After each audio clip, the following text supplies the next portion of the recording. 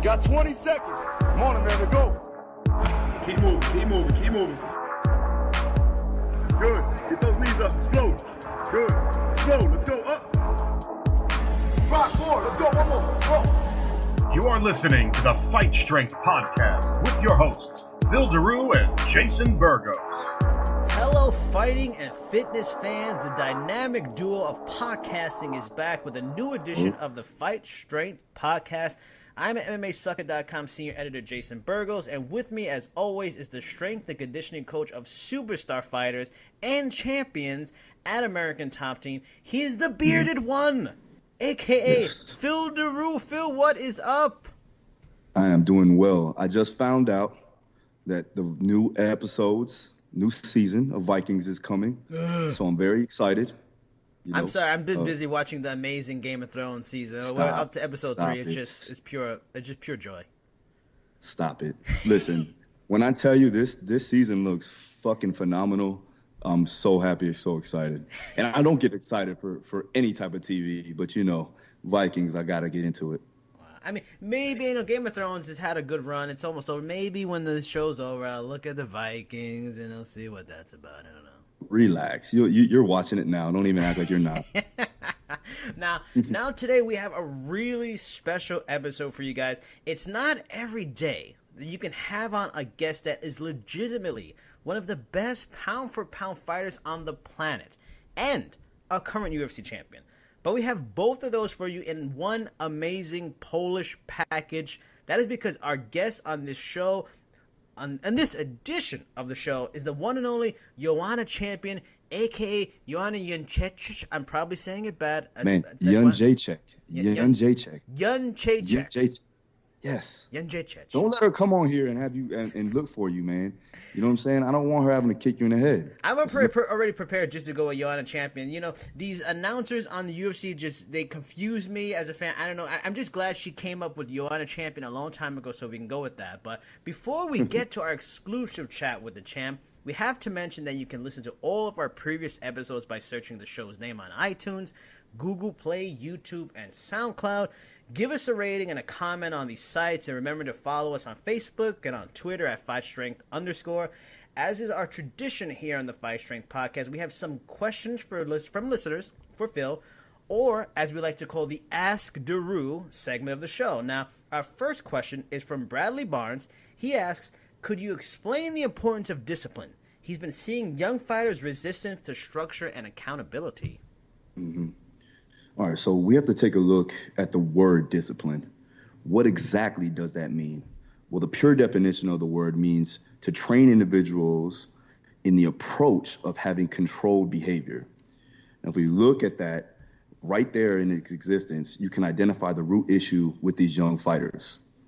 We cannot blame these young fighters coming up that we take a look at of ourselves and see that, well, what's really going on with the leaders, such as the coaches and the older, more experienced fighters. What they're seeing is they're going off of what we do. Now, with that being said, you can't teach an old dog new tricks. They are resistant to change because they know what's the best to do and when to do it. The younger fighters adopt that bad habit because it's all they fucking know. Mm. The problem there is the approaches to the training are ever changing, some good and some for the bad. There needs to be more accountability. There needs to be more of a less handheld approach, a sink or swim type of mentality. I mean, we live in a time where there's a lot more this 5th and 6th place trophies, and I exactly. Get it. We grew up in generations, our parents' generations, where coaches and stuff were much tougher. But I mean, is it simply in a nutshell? Sometimes athletes need a little tougher love and not just love all the time. Well, yeah. I mean, I think that's the problem between not even just young individuals, but I think that's the problem with society in general. Yeah. Everybody feels like they are, they need that trophy. They need that state of, oh, I succeeded in something when they really didn't do so. It's that participation or, okay, this guy showed up. Well, he showed up, but he didn't do shit. You know what I mean? It doesn't mean you fucking get a first place trophy or you get the MVP award because you made it to practice every day. Yeah. You're supposed to do that. That's what you're there for. Yeah. You're supposed to show up and give it your best, and then be successful by the way you go about getting there. Now, once we can fully figure out, the responsibilities for what they're trying to accomplish, and when they can understand their responsibilities and they can take those responsibilities for their own successes and their own failures, then we can truly see a change in their own disciplines to that cause. Now, we have a question also from Matt Kiefer. It's quite a question with a lot of volume to it. I'm just going to hit it all off, and Phil's just going to drop serious knowledge on you. Now, his question is, when should a fighter incorporate circuit training into their strength and conditioning? When should we focus solely on big lifts and strength? He also asks, can I mix the big compound lifts with circuit training? Are there any benefits to this? And finally, he also adds on to it, how should I train in the weight room when I'm off the mats? So this is where program design and periodization come into play. Along with developing a plan, there must be an end goal to a mission. With the mission, there must be a set objective to carry over into the ultimate goal of progressing into success into the competition. So to answer the question, when leading up to a fight, depending on how long you have, of course, you want to have a set base time where you're focusing on each modality. Like, for instance, a standard block periodization model will include an 8-week cycle. Phase 1 of that cycle would primarily be building up to a high strength base and a solid work capacity, leading you into the next phase through what's called phase potentiation. This will be more power and endurance work that will usually be around 5 weeks out from your fight itself or your competition. And that's when you will incorporate your circuit training. Now, this will primarily be your base for that phase. Now, I don't mind having multi-joint, movements like a squat, like a deadlift, or a press variation into the circuit. In fact, I almost encourage it. But of course, the fighter athlete must be fully competent in the movement to execute it under extreme fatigue, because you are going to be going for like a minute or 45 seconds, whatever the case may be. So I would stick to a safer, more effective exercises selection, something like a sled pull or farmer's walks or battle ropes. Even tire flips are, acceptable as long as you have the correct form, etc. from there. So it really just depends on, like I said, your programming and how you're doing it, and then also making sure that we're properly getting into each phase so we can peak right on time. And outside of the mats, I think you just should basically work on things as far as from a strength and conditioning aspect, more compound movements, and being able to make sure that you're doing the right things at the right times throughout your training camp or wherever you're getting ready for your competition. Interesting.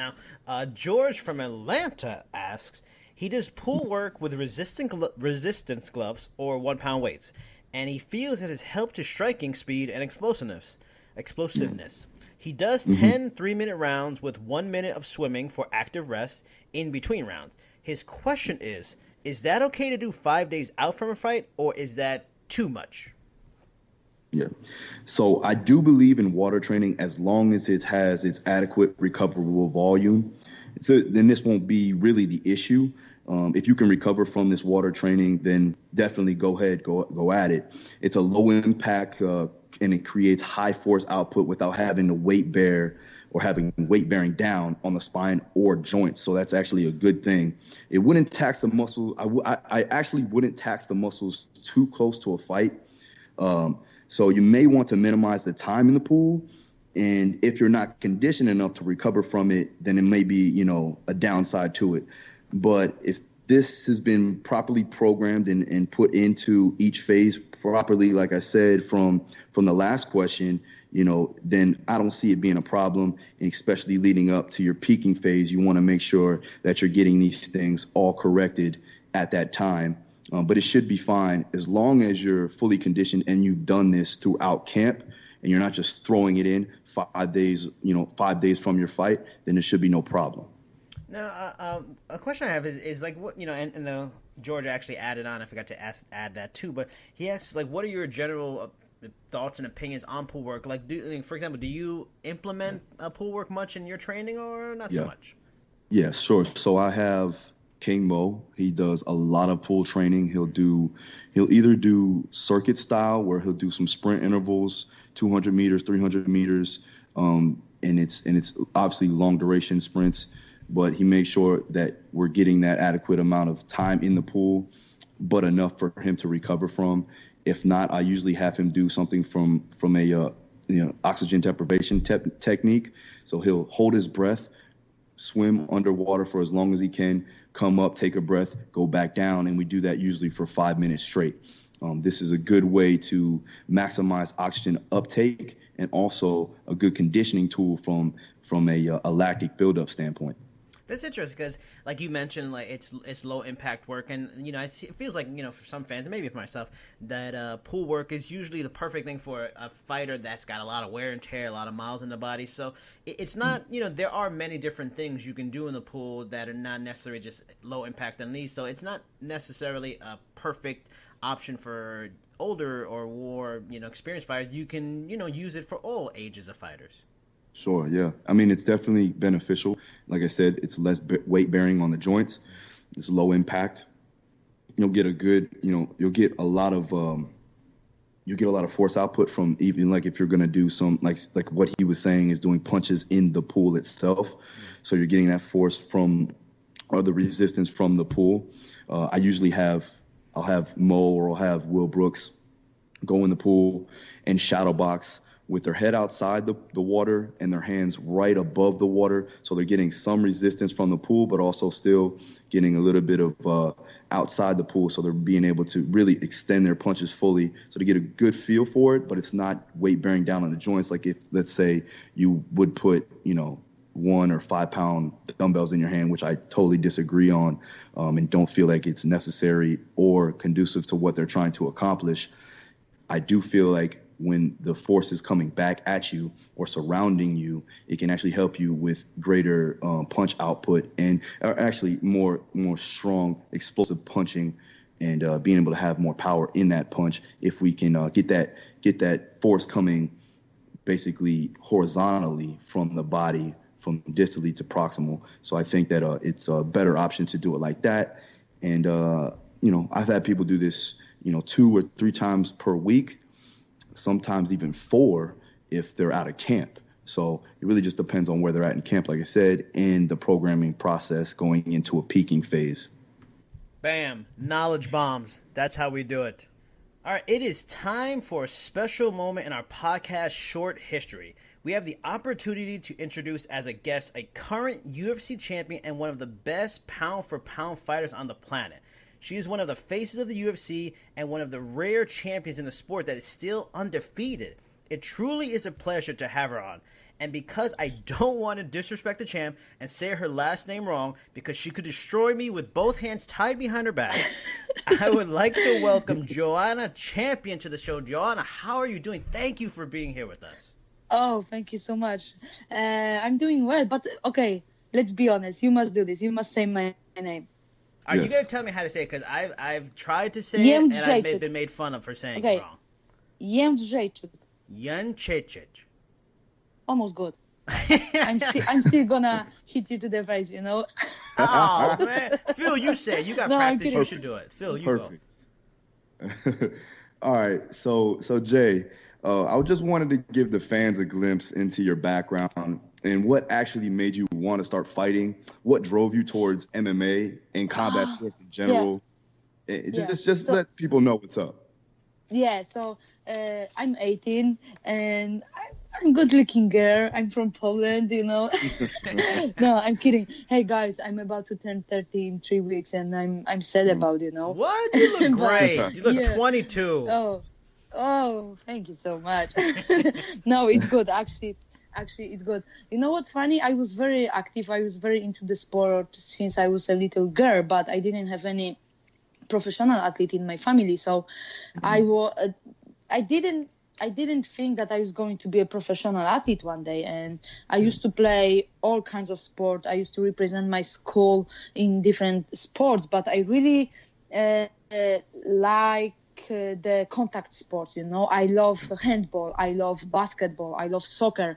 When you can touch someone, push someone, and it's funny because I love to compete, you know. And the thing is, when I was 16, I put on weight when I was a teenager. I have a twin sister, and actually, if we were identical, you say, so she could go for the weigh-ins, but we are not. So that's the thing, because her weight is like, she walks around like 110, 115 pounds, so it could be easy.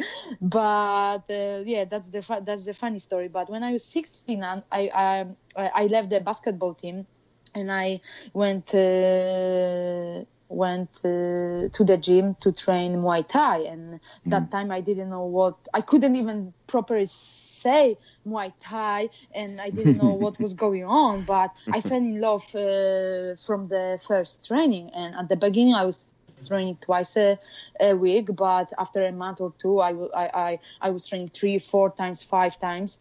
And after 3 months of training, we had like first pro sparring. Our family and friends came to the small room, and actually it was funny. And you know what, I was not stressed or nervous about, because I like to shine, you know. I like to show to people who I am, and I like to share what I'm doing with others. So it was funny, because from the beginning I realized that I like to compete. So after 6 months of training, I went for the first competition. I won like a gold medal at the International Polish Championships, and I was like, this is what I want to do in my life. And I heard about Thailand, about Muay Thai in Thailand, and I was like, one day I must go to Thailand. So after a few years, actually, I was to Thailand like few times already. I used to live there for 6 months and train, and I had a plan to move there for 2 years because I got the better contacts that time, and they could arrange like long-term visa for me. But that time I moved to Holland, and I stayed in Amsterdam for 2 years, and I was training with Ernesto Host, K1 legend, 4 times K1 world champion. And that's the funny story. And I was back to Poland in 2010, and I went to the gym. Actually, I wanted to leave the sport because of no money, no sponsorship. Like every athlete must deal with it. 99.9% of us.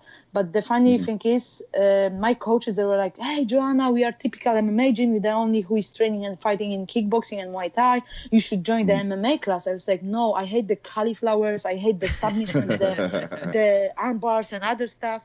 And actually one day I said, okay, I will go and check on jiu-jitsu or wrestling. But I got so mad. I was like, they submitted me like in one round, like maybe for 10 or 15 times. And I was like, oh, no. I that time I was few times world Muay Thai champion and European champion. And I was like, they cannot fuck with me on the ground, you know, like, okay, on the field. But the thing is, like, they can kill me on the ground. So I was like, hey, I must do something about. So I was like, okay, girl, now make your choice. Or you making the transition to MMA or not? And one day I said, okay, let's try. Let's do this. So. Yeah, I had a few fights. I signed with some management company. I was signed with Invicta, but I didn't fight for them. That time they had like such a bad situation, the financial situation, so they didn't have show for almost a year. And actually, one day I said I wanna. So I had a fight. 2 weeks after the fight in Poland, they called me and asked me to fight for Cage Warriors in England. Division, and I said that they must cut my hand off to make 115. But actually I did that, you know, and I feel great, because actually the reason why I started with martial arts was like that I put on weight and I wanted to lose the weight, and I lost like 10 pounds or I lost like 20 pounds in 3 months. So it was the reason. But one day I said I want to be a professional athlete, and it was a long way, because I know that people see last 2 years of my fighting career, the money, the sponsorship, the UFC championship.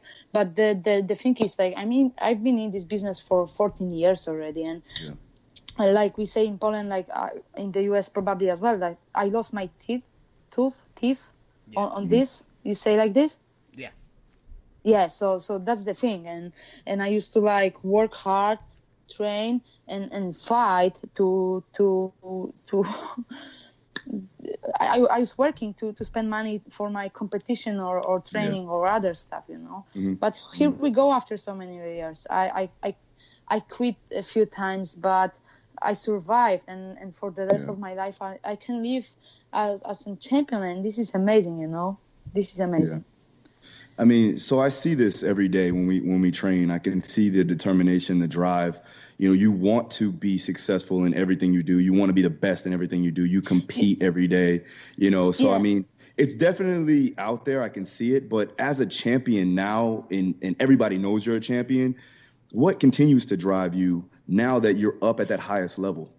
Yeah, there is no excuses. Like you see, I can have a good, better or worse day, Sometimes it's all about the sleep, the food you have during the day, or about the morning class, But there is no excuses for me when I hear or see someone lying on the mat and saying I cannot do more, or I cannot do this or that. I'm like, man, so you really don't want to make your dreams come true, or you don't want to put on work to become a champion. I cannot hear that. I get so mad, But very often, it's a good question, because very often people ask me what keeps me what keeps me going,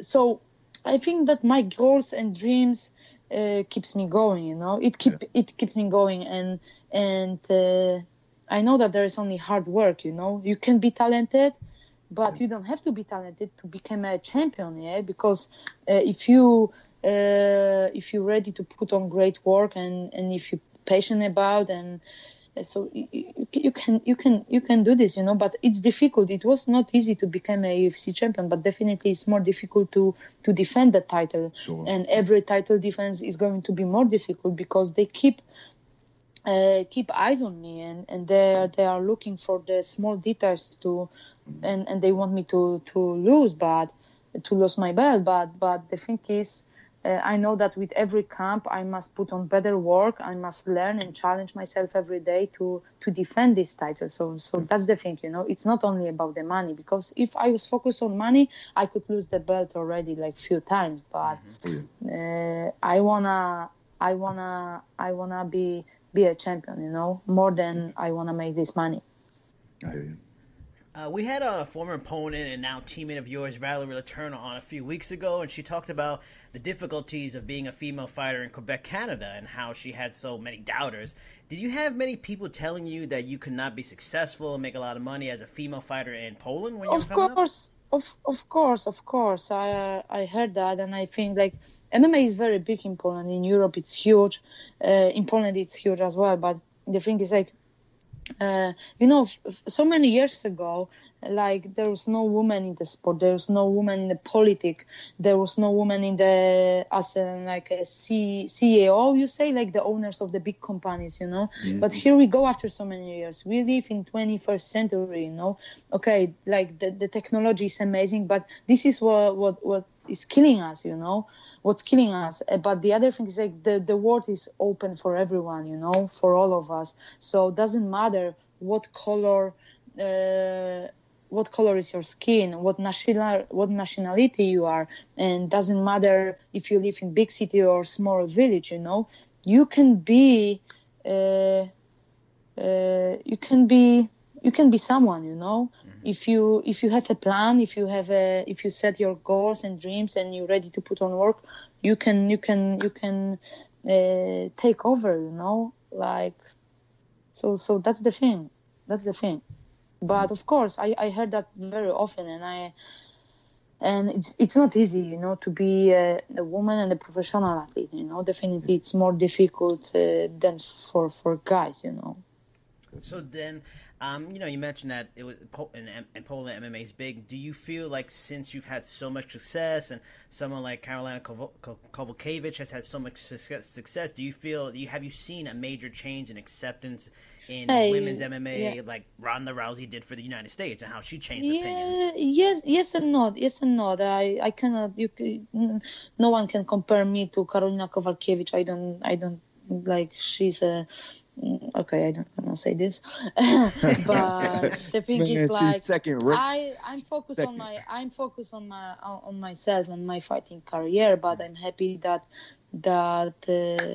people, young girls, not only girls but guys as well, they look up to me. Yeah, this is how we say. So it's nice, you know, because very often I heard like, oh, MMA is for hooligans, bad people, big guys, but it's not, you know. I love my life as a professional athlete and MMA fighter, and the UFC champion, and I'm happy that I can share this with other people, but I can see the difference.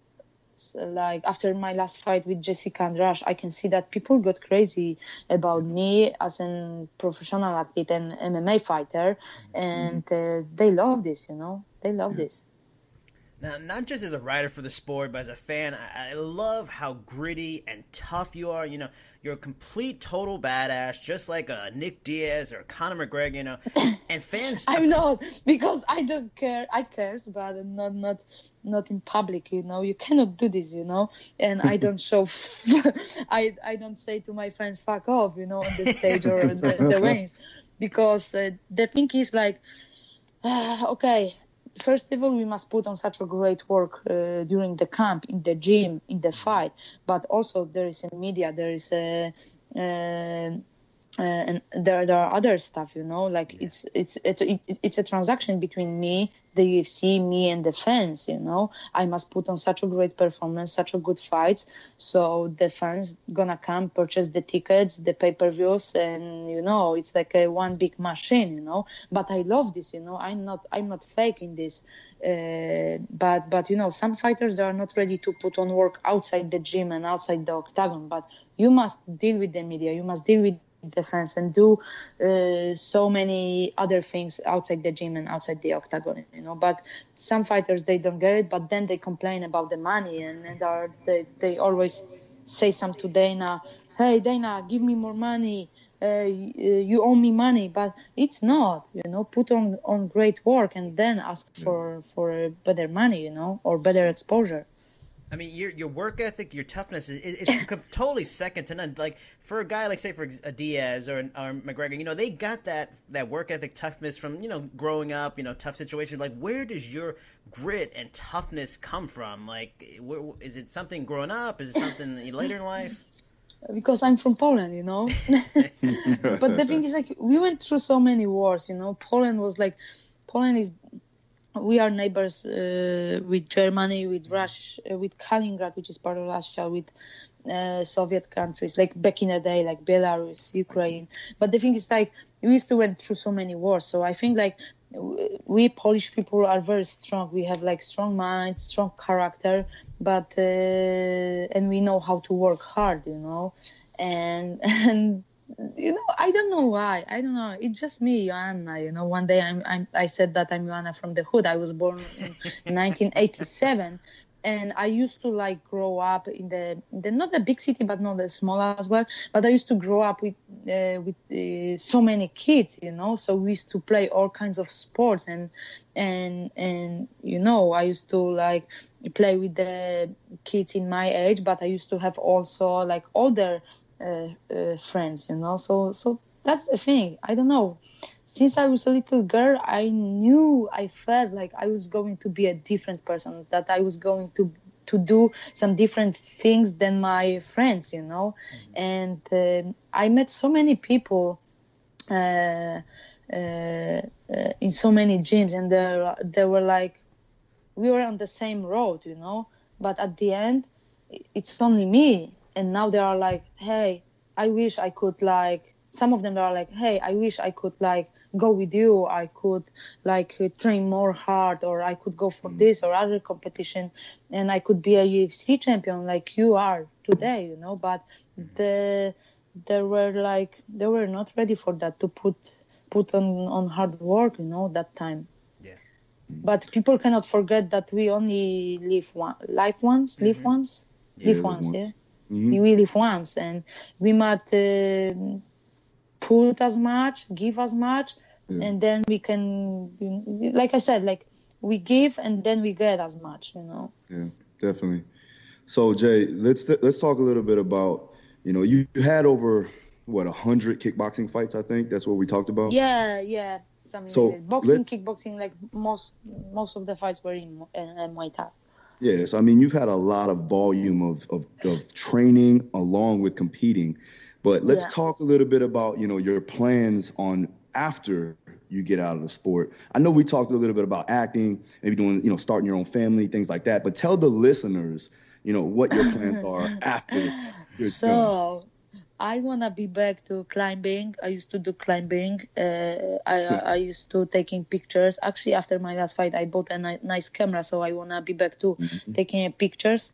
But I love good food, I like good wine, I like good coffee, so I want to have my own coffee shop in Poland with gluten-free stuff, because when I prepare for the fight, I eat only gluten-free stuff, and I love this, Of course, after the fights, I love Italian food, so I eat pizza, I eat pastas, and I love sweets, but during the camp, there is no excuses, If Sean Shelby calls me today and say, hey, John, are you fighting this and that day, I will till the midnight I will eat whatever I want, but next day I will stop, and till the fight I will eat clean and good stuff, I'm happy, I'm glad that I work with Perfect Team athletes. They are amazing people and very smart. Michelle, Paulina, they're the best in the business, and I wish everyone could work with them. But the other thing is, So yeah, I wanna have my own coffee shop. I wanna be amateur barista and sommelier, but I wanna be around the sport. I'm about to open my foundation. I wanna help young kids and teenagers to become someone.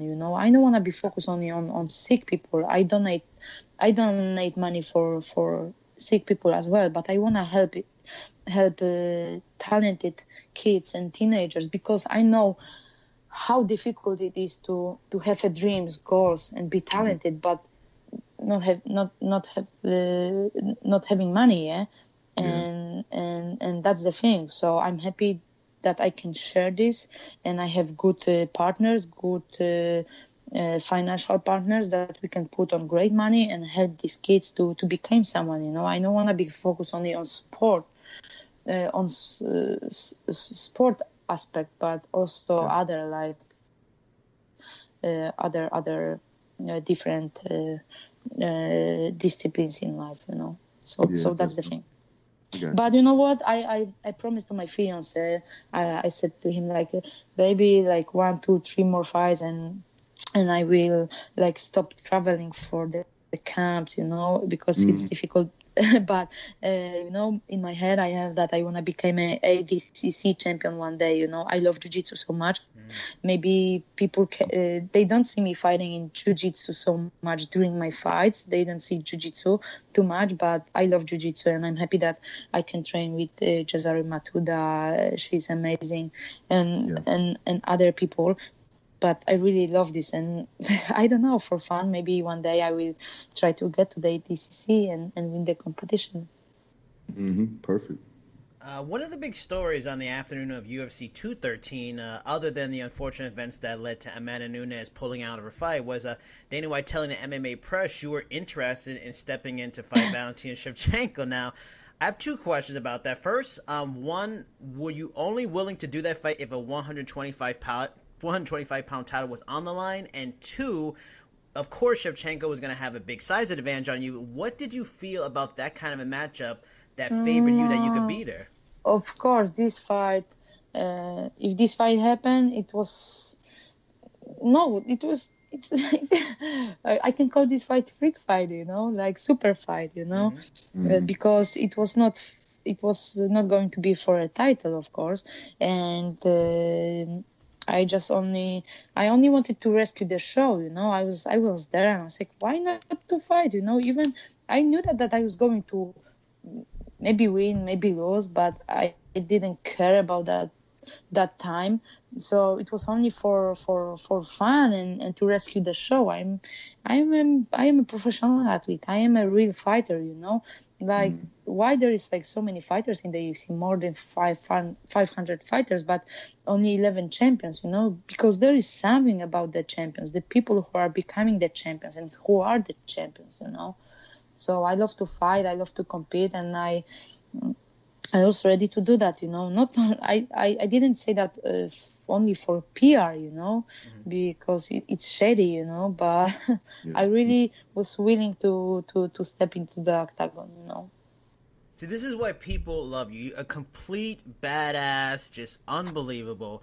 Now, UFC 214 was last night, and Tyron Woodley defended his title, and both of you are familiar with him. You're loosely connected with him because he's loosely connected to ATT. Now, a lot of people were unhappy with how the fight went. I wasn't bothered by it because Woodley fought a tactical, strategic fight. But Dana White made some comments after the fight. I'm curious, to what both of you feel. Now, I'm going to just read his comments. He said, the guy, Maya, had one eye in the first round, and you're faster. You're stronger. Your hands are better. You're explosive. I believe Woodley could have finished that in the first round. If not, he definitely could have finished it in the second. If you had a remote control for that guy, he's a freak of nature. He'd be an incredible fighter. Listen, it's easy to say a win is a win, but when you get booed out of an arena, that means people don't want to watch you fight, And that's how you make a living. Doesn't mean that, man. Yeah, but there's but more. still, Wait, there's more. There's more. Okay. Okay, it's not good if people don't want to watch you fight. If you ask fans if they want to see Woodley fight again, I think that will be a flat-out no, White said. Who wants to pay to see Tyron Woodley fight again? He's an absolute physical specimen. The guy could have finished the fight at any time he wanted to, but No. He didn't want to take the risks. If you take no risks, you get no rewards. Please, Joanna, champion, what do you think of this as a champion?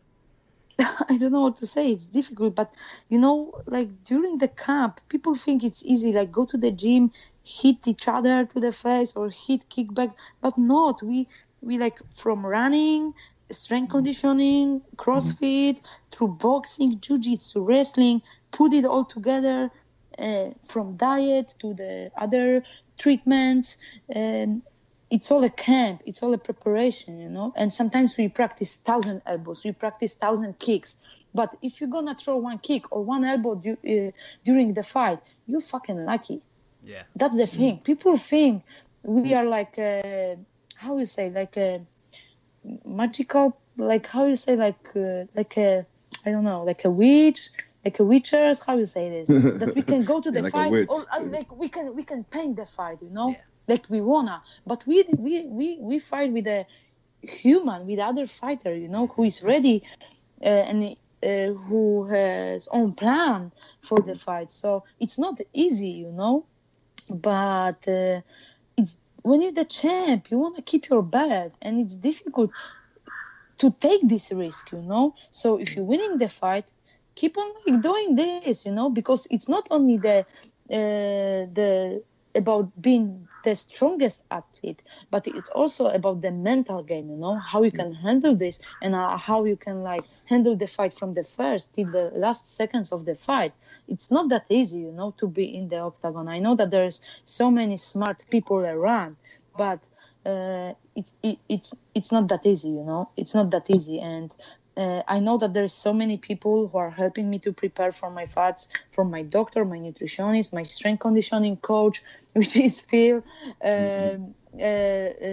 boxing coach, jiu-jitsu coach.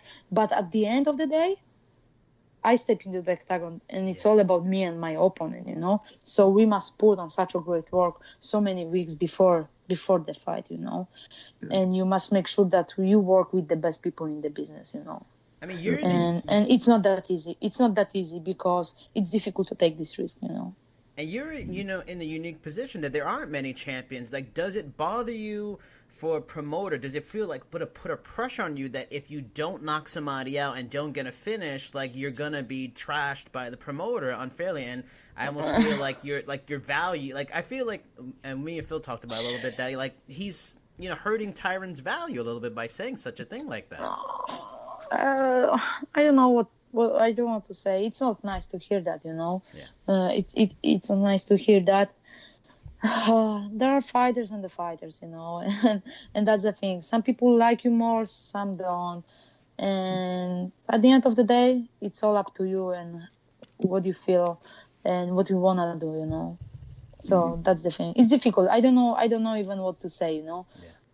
Phil, what do you at think the end about of the it? day, you are the champion, and and you want to defend that title. I know that there's so many people, they want me to win, but I know that there is like other group of people, and they want you to lose, and they want to see other champion, but like I said, at the end of the day, you want to prepare for the fights, put on great show, take the check, and build your legacy.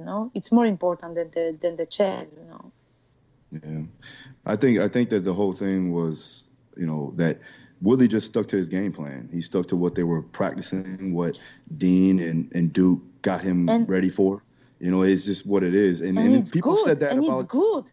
Yeah. It's such you a have good. to. He showed last night. He showed that he's one of the greatest fighters and champions in the UFC. Yeah. Damian Maia killed. I can say killed.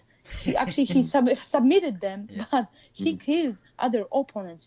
Yeah. That guy is like a professor in the UFC. Yeah. So he's a specialist. He's a specialist, and that's something that you have in the game. Yeah. So I wasn't mad at that at all. I mean, I know that Woodley is a physical specimen. Everybody knows that. When I worked with him, I could see it, but I knew that beforehand. And I think that just the same with Jay. I think that JJ's been through wars where she had to, grit through and make it exciting and things like that. But she's had some times where she just dominated, and that's just the way it is. If you're dominating a fight, why take a risk? For the fans' purposes, you know what I mean? I understand he's coming from a promoter's perspective, but at the same time, where fighters were trying to keep, they're trying to keep their belt, they're trying to keep, their legacy intact. And, he did the right things. I think that there was no problem with that. And if you don't want to see Woodley fight again, that's ridiculous. Now, I have one more question. Now, this is a less pressure question. No tough answers here now.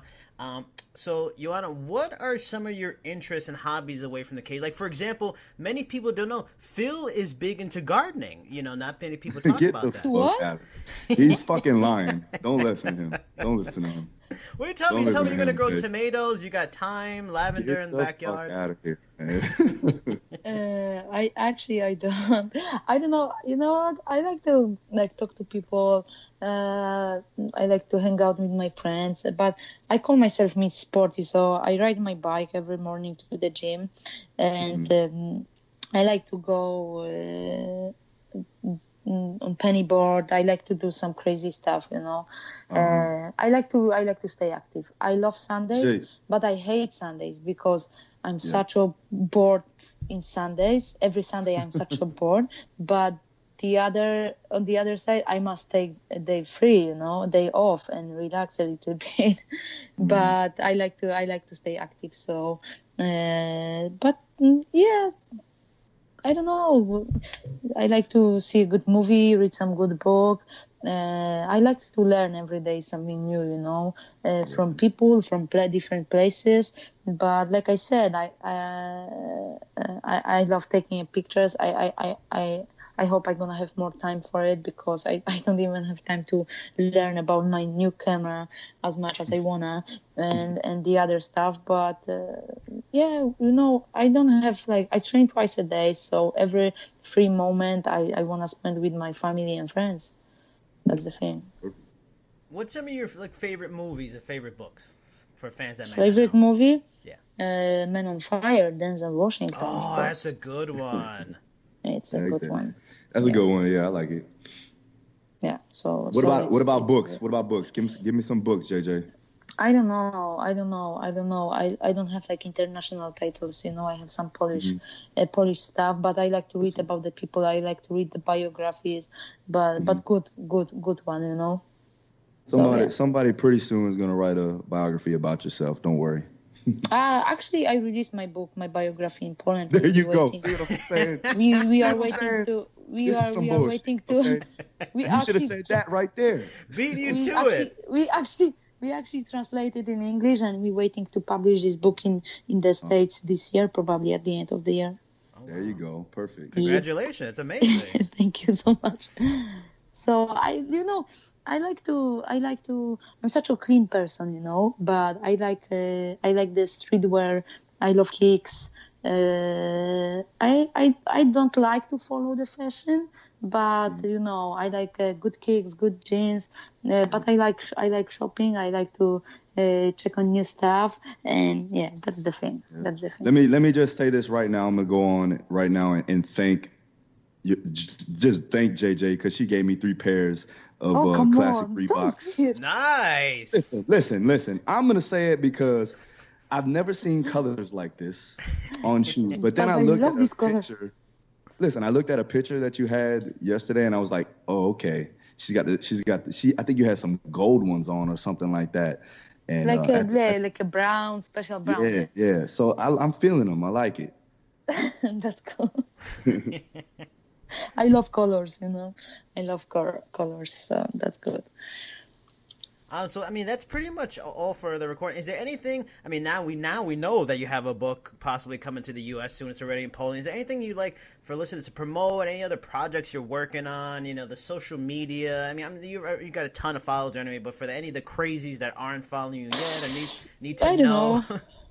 I don't know. No, I'm good. I'm enjoying my life, as a fighter and more as a human being, So I'm good. I could leave my fighting career today, People don't get it. Like, of course, it's my job, But I'm the real fighter, real athlete. Like, I went through so many things, Like I said, I quit. I quit.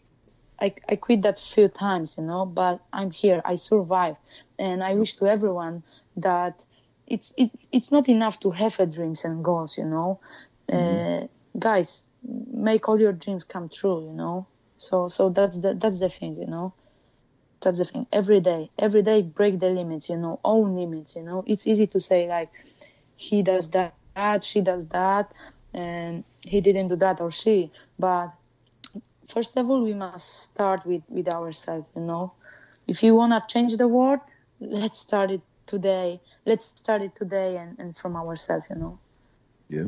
So not only is she a badass, she's also an inspirational speaker. What can she not do? Phil, your social media? You want to let them know? Yeah, you guys already know it. Instagram is Daru Strong, Twitter's Daru Strong, and my Snapchat is Daru Strong 1. If you want to see videos of JJ going in and putting in hot work. videos. Well, straight videos, yeah, and then also making sure that I have online programming. If you want to do that, just hit me up on my email, phil@darustrong.com. All right, and also you can follow the show, Fight Strength Podcast, on Facebook. Remember, you can always hear our shows on SoundCloud, iTunes, YouTube, Google Play. Soon we should be on iHeartRadio. And also follow the Twitter at @FightStrength_. Thank you again, just so much. I know your time is so busy and valuable. Joanna, the champion, one of the best in the world. Thank you for coming on.